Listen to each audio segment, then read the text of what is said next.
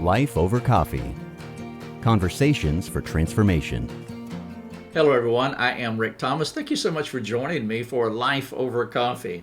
This is episode 449 and I have a quirky title for you. Let me share it and then I will explain myself. The title is How to Motivate Christians to Stop Caring So Much. As Ricky told Lucy in the I Love Lucy television series, Lucy, you have some splaining to do. And so it does sound odd that I'm making an appeal for Christians to stop caring so much. But let me explain.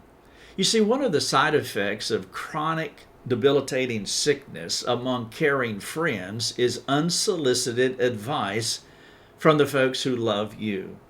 You see, there is a tension here. You want people to care for you. I want people to care for me.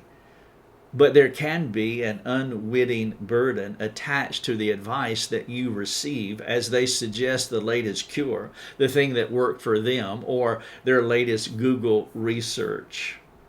Have you ever shared a health prayer request with others and then you began to receive a lot of unsolicited health advice or the latest cure? This scenario plays out all the time. And I would imagine that most of you that are listening to the podcast or watching this video, that you have been on the receiving end of a lot of loving people. And I do want to emphasize that point. What I'm telling you should be this way. I mean, Christians should love, Christians should want to share, to help another person. We do this because we are Christians.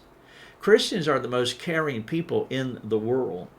When they run these statistical analysis year in, year out, they find that Christians donate more money than anyone else. We provide more resources to the hurting and to the homeless than anyone else. We're the world's largest volunteer army. Think about that. We're not getting paid for what we do. We do this because we want to do this. We are motivated from within, going about and doing good for the sake of Christ.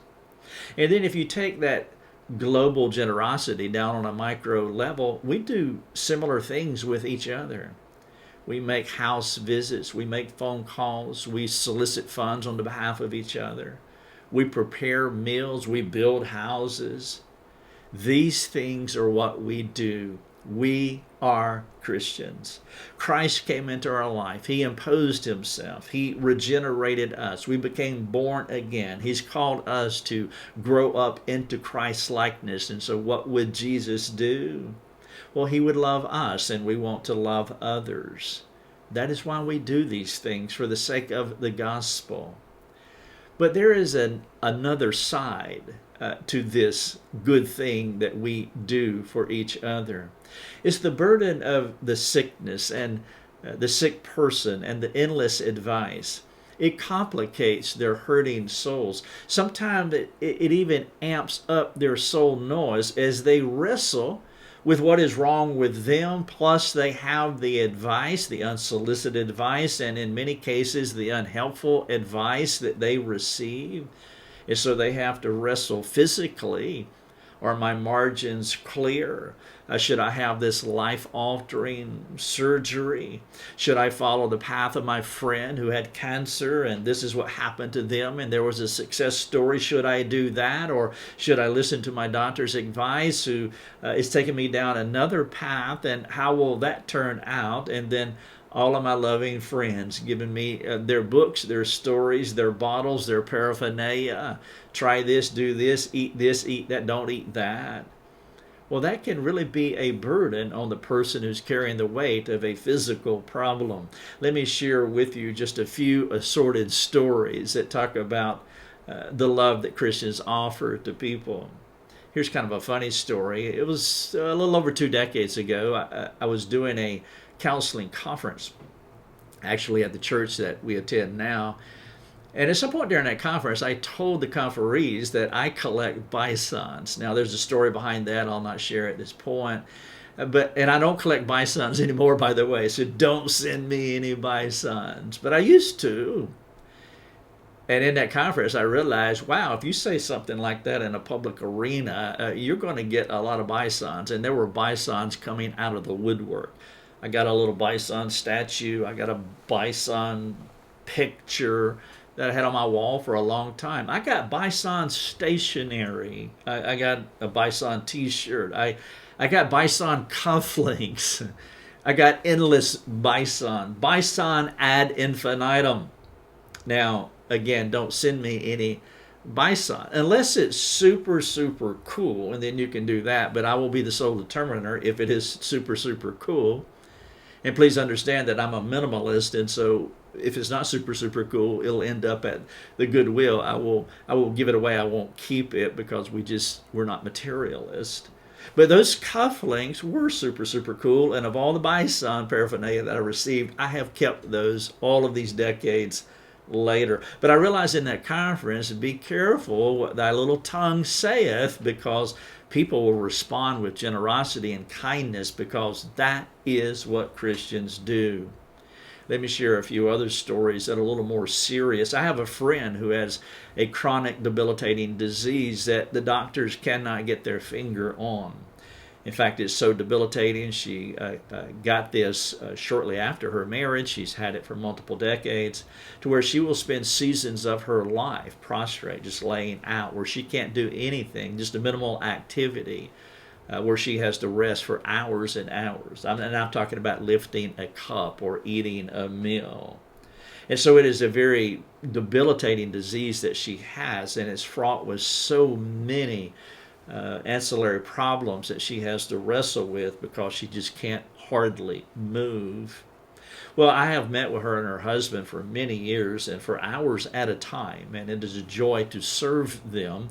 But one of the things that we talk about is the endless advice that she receives. And I know from her experience that it is a spiritual burden on her soul. She is glad that people love her, but she has a close network of friends. She has an excellent medical community that is surrounding her. She has caregivers that are providing for her. But people can say things that she just doesn't have the energy. She doesn't have the wherewithal to just deflect and work through all of that advice. And many people can't read the room and understand what is going on dynamically with her. And so it becomes a weight on her soul. This came more at home to us a few years ago when Lucia had her first miscarriage. And I remember her laying across the couch in our home, and the phone rang back then when phones rang and they were tied to walls and cords. And she had the phone beside the couch, and she picked it up, and she went through that story one more time. And as I was listening to her, I thought, this is not good for her. She's crying again. She's walking down that same path, that well-worn path of grief again. But the person on the line, it's like this is the first time that they have heard the story, not recognizing that this is the 10th time that she told the story. I learned during that season is that when one spouse hurts, the other spouse suffers as well. Not in the same way, but they suffer too, because a loving spouse will suffer when their spouse is going through suffering. And I didn't want her to suffer, and I recognized we need to have a plan that is broader than what we have implemented thus far, because she can't keep doing this from the loving people who are trying to care for her. I also learned that it would be better for us not to tell people about being pregnant until after the first trimester. We were so excited. We didn't even think that this could be a miscarriage. And so as soon as we found out, we started telling people, and the whole world was excited. Unfortunately, the whole world came back and started asking questions and caring for her. And then the weight of that just came down hard on her and on us. Well, then later, she was pregnant with our second child, and we did not have the conception date correct. And so the pregnancy went into what some people thought was the 10th month. And so she was getting warnings, and there was pressure being applied to her unwittingly and unhelpfully, but they did not recognize that, one, we had didn't have the date exactly right. We had a medical community that was walking us through this. We were getting sound advice, but there was pressure being placed upon us that we needed to respond according to their preferences and according to what they thought was right. And it was very unhelpful, even though in their minds they were loving us. One final story: I've had chronic back trouble since I was a teenager, and it continued to worsen until 2017, to where I eventually had back surgery. That was the very last thing on the list that I would ever do, and so I had back surgery, and it did help in a moderate way. But prior to that, when I would speak at conferences, I would never tell anybody that I had back trouble because of this problem that I'm presenting to you here. If I told them that I had back trouble, I would receive books, I would receive bottles of medicine, I would receive equipment, and I would receive a lot of advice. And I had a closet full of equipment, a shelf full of pills, and a stack of books, and I had a ton of advice, and none of those things worked. But I was doing this conference in Alaska, and I was speaking on a Saturday, and it was going to be a 9-hour event, and so I couldn't fake it till I make it. If I was speaking for an hour or two, I had little postures and ways of distorting or contorting my body, and little tricks that I could do to bring relief to my back while I was speaking, and nobody would know what I was doing. But not for 9 hours. I knew that I would be leaning on chairs and propping up and sitting and doing things that an ordinary speaker would not do, and it would draw attention to myself, which would create questions. And so I decided I would just let the cat out of the bag. Hey, here's the deal. And so when you see me doing these things, here's the reasons why, but everything is fine. Well, at the first break, this very loving deacon had me in the back room of this church building on the floor, stretched out, doing stretching exercises. And as he was stretching me out, he was crying. He had back surgery, and stretching helped him. And he knew that it would be my cure as well. And I didn't have the heart to tell him that I've done 1,000 of these stretching exercises and it does not work, and I'm at the end of my rope and I'm going to have surgery soon. But he cared. And that's what Christians do. And so in these situations, what you have is 2 levels of care.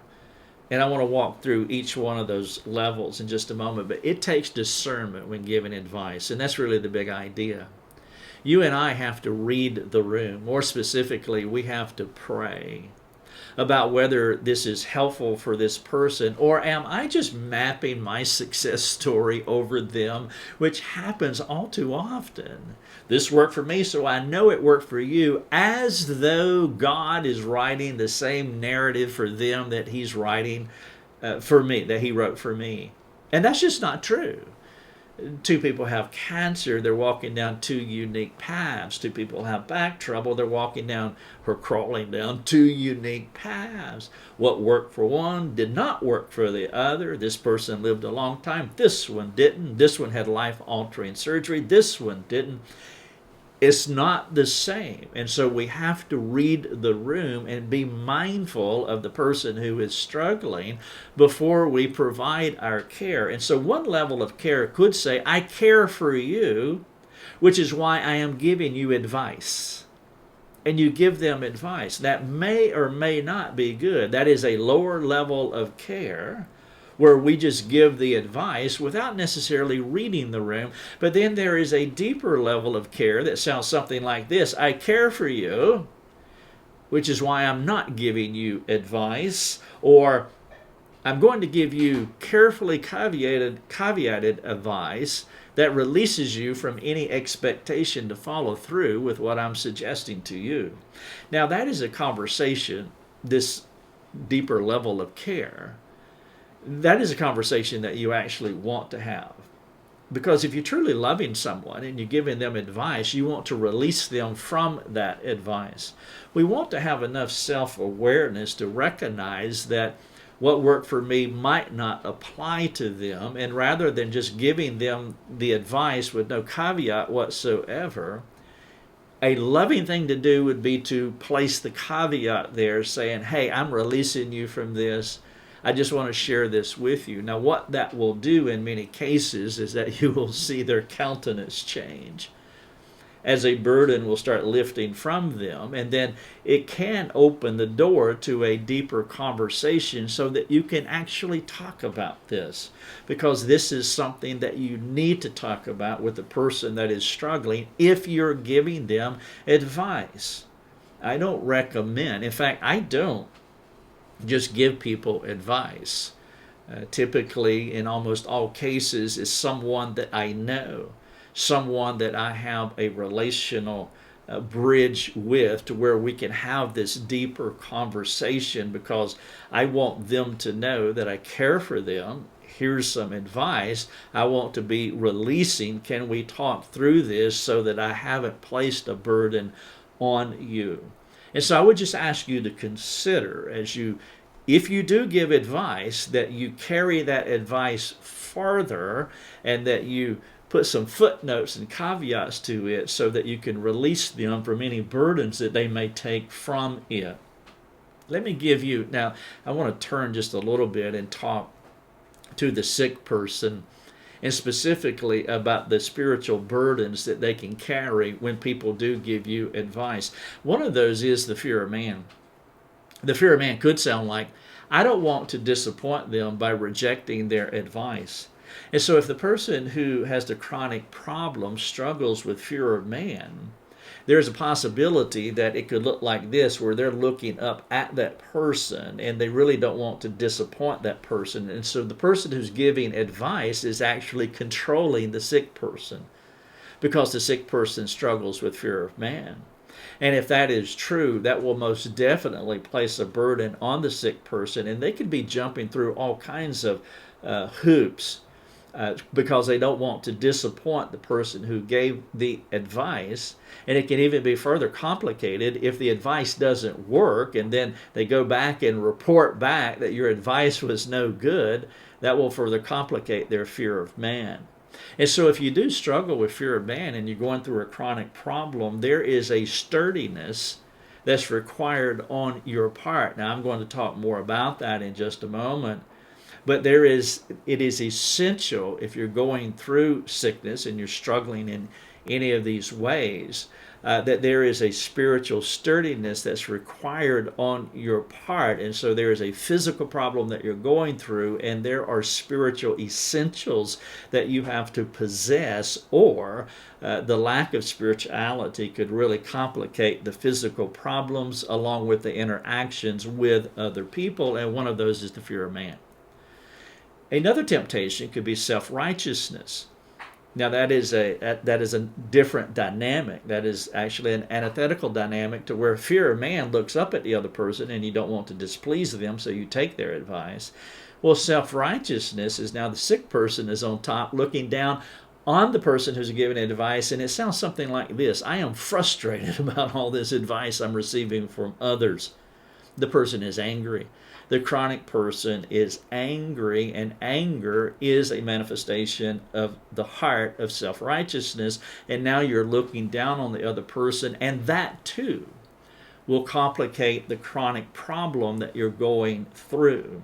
There is an interplay between our organic and non-organic selves, our physical and our spiritual selves. And so we don't want to be spiritually contaminated while we're going through a physical problem. Now, this is where the community of faith needs to be careful, and that's why we must have this conversation, because we don't want to complicate their lives. As I was saying earlier, it will amp up that internal dialogue, making more soul noise going on inside of them. And so now they have to deal with that in addition to whatever the physical malady is that they're going through. And so there are three temptations. One is fear of man, where they're managed by this advice or the opinion of other people. The other is self-righteousness, where they're looking down and they're angry at the people who are giving them advice. And then the third temptation is doubt. Doubt sounds something like this: I wonder if they are right. I wonder if I am making a mistake. And so now we're in James 1 with the double-minded person. This is the person that is uncertain. And so this unsolicited advice comes in. And now we have multiple competing advice coming in, where one person says you should eat meat and this would give you a cure for what you're going through. The other person says you should never eat meat, and it's the fact that you are eating meat that you have this problem. You should be a vegan, and so if you're a vegan, you'll be cured. There are two pieces of advice that are polarized, and now all that advice is coming into the chronic person, which leaves them in doubt. They don't know which way to go. And so in addition to the weight of what they are carrying, now they are oscillating as a double-minded person. They need wisdom, but the wisdom that they need is being complicated by the unsolicited advice. And so these are three temptations that the sufferer could be going through. And as Christians, we want to be aware of these possibilities so that we don't complicate their lives. We want to serve them and not make things more difficult for them. I talked earlier about the necessity of the sufferer being a sturdy soul, that you have to spiritually take charge of your life as you are physically going through a problem. Have you ever thought about how suffering works with the gift of leadership?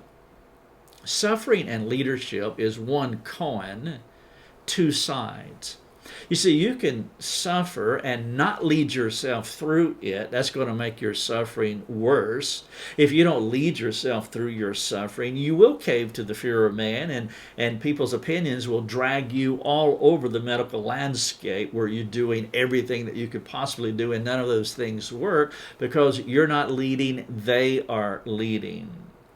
If you struggle with anger or self-righteousness, well, again, they're controlling you in a different kind of way. Their advice, well, now you are angry, and so their advice is highlighting a spiritual deficit in your life because there's a triggering effect, which means there's a spiritual deficit in your life. And so you're not leading yourself, either struggling with fear of man or struggling with self-righteousness. And then, of course, doubt is very similar.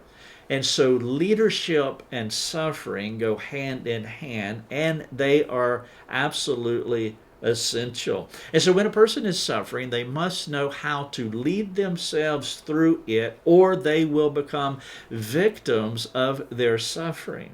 And I'm using victim in a very loose way, and what I mean by that is they will be subjugated.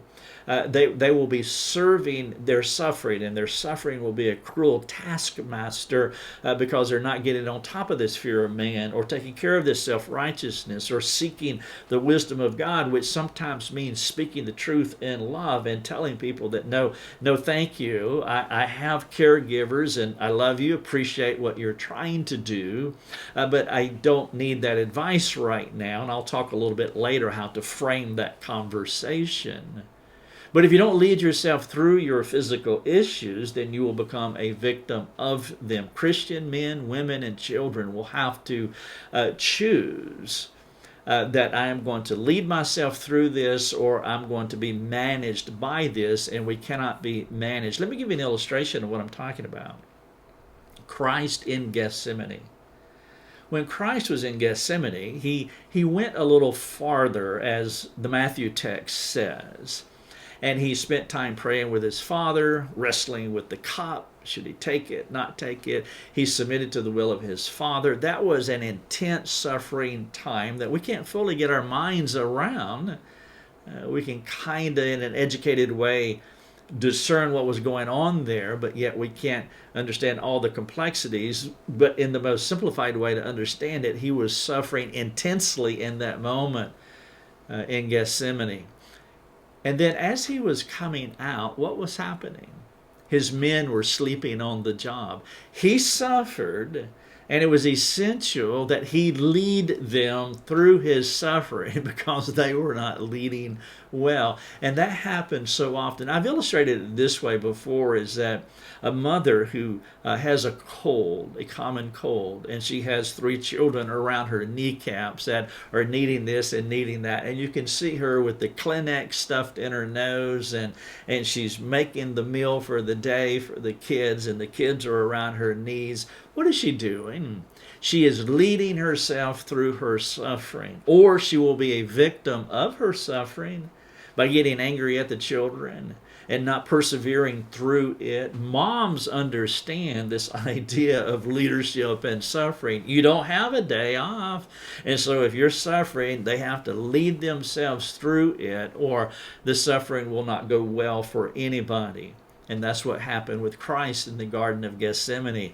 He was the one that was suffering, and he was the one that had to pick up the mantle of leading himself through it, because his disciples were being careless at that moment. And there was stuff about ready to go down as Judas was going to enter into the scene and kiss him, betray him with a kiss. And so it's absolutely essential for us who are going through chronic back pain, going through cancer, going through miscarriages, whatever that suffering is, we have to understand we can't be a victim of it, that we do have to step up to the call of leadership, and there is persevering grace for this. There is empowering favor for this, and God will give you this. Now, here are a couple of ways that you can lead yourself through your suffering. One is speak the truth in love.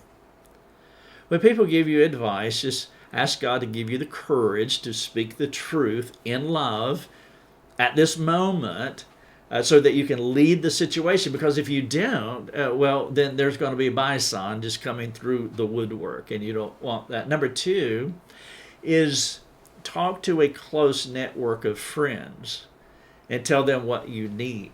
Like, for example, I want you to run interference for me. I want you to be the person that people talk to. I don't want the weight of their suggestions right now, for example.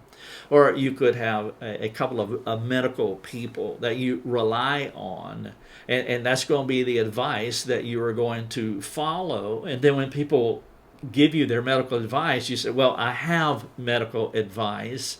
And so you can speak the truth in love, and then you can have a close network of friends that can run interference or be that competent experts in whatever field that you need to help you through your suffering.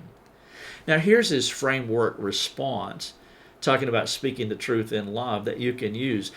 Someone read this and they said that, hey, can I use this? And absolutely, you can. You can take it, plagiarize it, adapt it, rewrite it, write it the way you want to. It doesn't matter to me. But this is just a template of a response when someone gives you advice. It's under the heading of speaking the truth in love. It goes like this. Thank you so much for your care. I consider it an honor that you care for me, especially now. But right now, I believe that God wants me to follow this advice. Now, I would not hesitate from dropping the God card at that moment. I mean, if you believe that God wants you to go down this path, drop the God card. Let them know in the most clear way that you can. And that's probably the clearest way that you can. Right now, I believe that God wants me to follow this advice, follow this path. They have laid out a plan for me, and I believe this is the best direction for me, at least for now. If the Lord leads in another direction, I'm most definitely open to it. And though I know you have already, please pray for me. Be assured that I will consider your advice. As you can imagine, this is new for me, so I'm holding my plans loosely. Again, thank you for your care. Your care and your prayers are the things that bring me daily encouragement. Now, this kind of framework will do a couple of things. One, it will let them know that you're in faith for what you're doing. You have a plan. And they will know that you are moving down a very clear plan, so it can release them. And then number two, you're drawing a clear line while not being dismissive of their care. And that's what speaking the truth can do. This is episode 449, my quirky title, How to Motivate Christians to Stop,